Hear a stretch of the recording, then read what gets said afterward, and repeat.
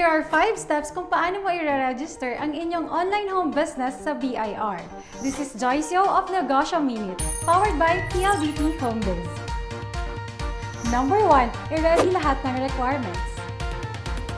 Number 2, fill up BIR Form 1901 at isubmit kasama ang mga requirements sa RDO nyo.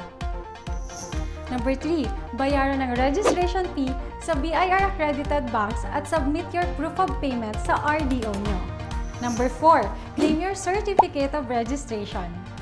And lastly, register your book of accounts at kumuha ng authority to print para sa resibo at invoices nyo. With your business registered, all you have to do is to focus on growing your online home business. This is Joyce Yo of Negosyo Minute, powered by PLDT Home Biz.